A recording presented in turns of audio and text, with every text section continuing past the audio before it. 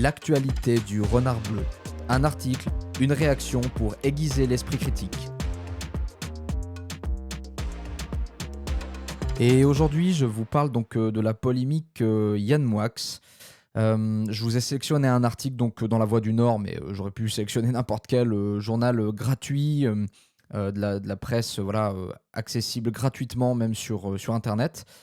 Yann Moix qui déclare: les joueurs de jeux vidéo de plus de 25 ans sont des demeurés. Pas de nuance, tout droit dans les cages. Yann Moix. Donc, dans l'émission Pascal, Eric, Yann et les autres, le chroniqueur Yann Moix est basé sur les premiers éléments d'une enquête criminelle pour stigmatiser les usagers des jeux vidéo. J'appelle tout adulte de plus de 25 ans qui joue à ça un demeuré. J'ai aucun respect pour les adultes qui jouent aux jeux vidéo, aucun respect.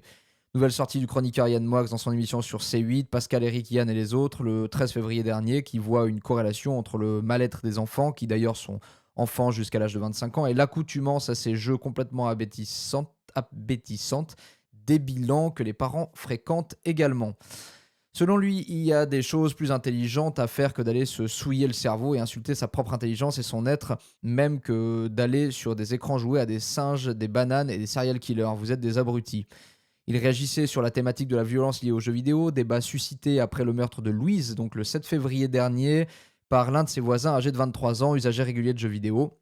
Donc pour rappel, il y a eu effectivement un meurtre et le gars a tué donc cette fille alors qu'il sortait d'un jeu vidéo, c'est-à-dire qu'il était en train de jouer et qu'il était très énervé. Et donc voilà, le raccourci peut être fait entre il l'a tué parce que donc il était énervé avec son jeu vidéo, alors qu'en fait il y avait certainement d'autres problématiques sous-jacentes que simplement l'agacement d'avoir perdu à un jeu vidéo. Parce que perdre à un jeu, quand on joue à la belote, on va pas tuer son voisin. A priori, il y a des règles et une certaine structure mentale qui permet de pas tuer à chaque fois qu'on perd dans un jeu. Le réel est devenu le lieu de défoulement par rapport à la frustration que crée le jeu. Le réel est devenu un pis-aller, mais aussi un espace où on doit manifester sa colère par rapport à un monde qui n'existe pas, justifie-t-il. Je considère que c'est une drogue comme la cocaïne, comme l'héroïne. Je pense que les jeux vidéo devraient être interdits aux moins de 18 ans, sur la base d'une rencontre avec un père de famille privant d'écran ses 2 filles de 12 ans, très ouvertes, très souriantes. Il y a eu un eureka et fait cette corrélation avec l'abêtissement. Donc un risque d'addiction, titre donc La Voix du Nord. Plus de 38,3 millions de Français de plus de 10 ans joueraient aux jeux vidéo selon une enquête en 2024 du syndicat des éditeurs de logiciels de loisirs en collaboration avec Médiamétrie. Le marché français, il était en croissance de près de 10%, atteignant un pic historique de 6,1 milliards d'euros en 2023. Quant à la violence de ces usagers, un stéréotype qui ne date pas d'hier, analyse dans une étude de Loïs Lyonnais, chargé d'études à l'Institut en territoire, et Michael Stora, psychologue et psychanalyste spécialisé dans le numérique et les écrans. Souffrant encore d'une mauvaise réputation, le jeu vidéo reste diabolisé et méprisé par certains. On considère bien souvent qu'il serait moins noble ou du moins plus problématique de passer 3 heures sur Call of Duty, donc d'Activision Blizzard, plutôt que 3 heures devant un jeu télévisé. En réalité, tout objet de plaisir peut devenir une addiction, écrivent-ils. Écrivent-ils. De même, le jeu vidéo n'est pas une activité isolante en soi. Si le jeu vidéo devient un refuge, c'est qu'il existe d'autres problématiques chez le joueur. Pour autant, un certain nombre de mesures pourraient participer à responsabiliser les acteurs politiques et vidéoludiques tout en protégeant les joueurs les plus à risque, c'est-à-dire les mineurs, évidemment. Donc une posture qui fait réagir. Et c'est là qu'il peut y avoir discussion. Parce que voilà, le commentaire de Yann Moix n'a pas manqué de faire réagir les gamers, dont Samuel Etienne, qui s'est reconverti, qui est streamer aujourd'hui, donc journaliste et usager de Twitch, et Samuel Etienne qui présente des émissions sur la télé classique. Cette personne ne connaît pas la richesse de l'univers du jeu vidéo. C'est triste pour lui et désolant qu'il puisse s'autoriser à en parler. Voilà, donc d'ailleurs là où je suis pas tout à fait d'accord, c'est qu'il peut s'autoriser à en parler même s'il connaît pas bien. Par contre, qu'il ait autant de certitude et surtout à heure de grande écoute et avec autant de couverture médiatique et d'audience, ça c'est vrai que c'est un problème. Et considérer que c'est un expert en la matière de toutes choses dans le monde, Ça pose un vrai problème, mais il n'est pas le seul parce qu'aujourd'hui, on a quand même tendance, dans la télé traditionnelle, à inviter des tas de gens qui sont experts de rien, mais qui pensent avoir tout compris sur tout. Donc ça, c'est pour moi un vrai sujet.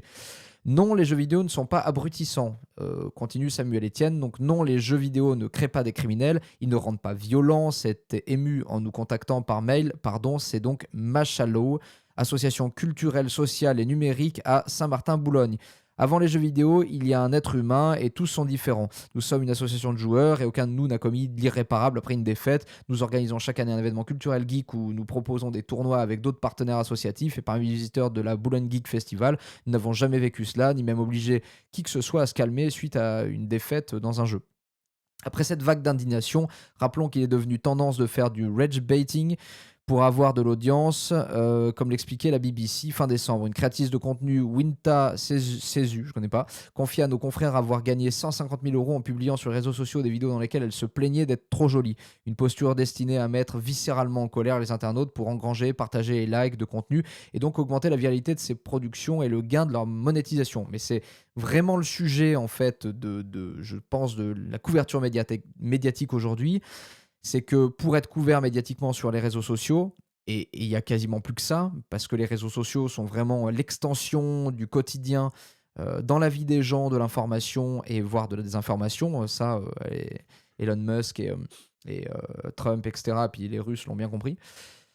Donc, oui, je crois que le fonctionnement des algorithmes fait que plus on dit des choses qui énervent, plus on dit des choses complètement hors de propos et absolument pas nuancées, et plus il y a du clic, plus il y a du like, plus en fait il y a du reach, quoi. Ça fonctionne. Et ça, c'est effectivement dramatique. Un chroniqueur polémique, familier des positions radicales, Yann Moix a plus récemment fait parler de lui pour ses positions misogynes, comme l'a révélé le service Check News de Libération. Dans l'émission Complément d'enquête diffusée fin 2023, il avait pris ses distances avec les propos obscènes de Gérard Depardieu, capturés en vidéo lors d'un voyage en Corée du Nord. Dans de nouveaux rushs diffusés par le média, il apparaît que l'animateur partage sa vision misogyne et alimente la conversation avec des discours sexistes et dégradants. Vous pouvez vous l'épargner, c'est absolument ignoble. Donc, ce que je voulais dire par rapport à ça, c'est que moi, j'ai l'impression que Yann Moix joue des mêmes ficelles en fait que les streamers et autres créateurs de contenu qui cherchent à faire du buzz.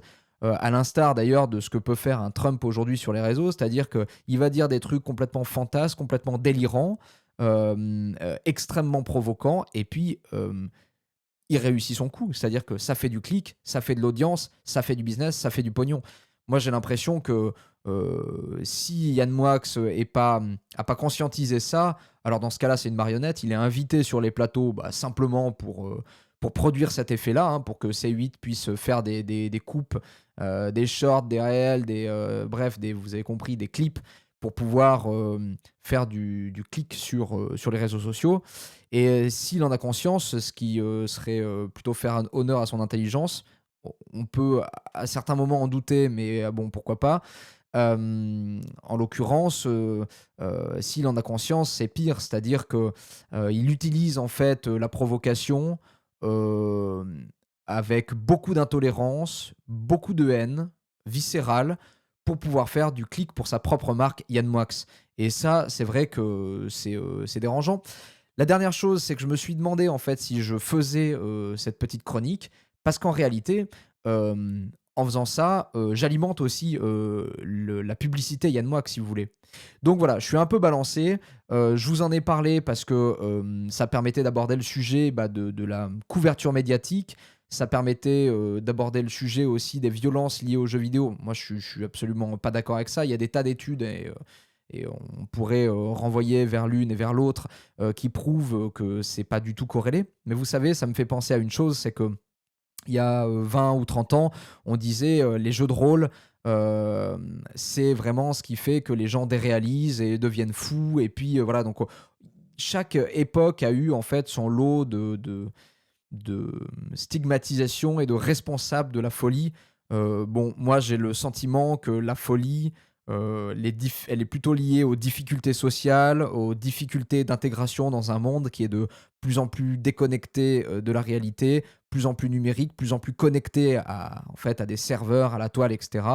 Et où, en fin de compte, on peut difficilement être soi-même et il faut, correspondre à l'image. Alors pour une fille, il faut être comme ci, comme ça, pour un mec, il faut être autrement. Bref, chacun a son espèce de petit, schéma, préconçu. Il faut être comme ça sur les réseaux, sinon ça fonctionne pas et pour le coup, Yann Moix, est considéré, catégorisé, c'est un polémique et bah, voilà, il fait de la polémique. C'est dommage, on mérite mieux.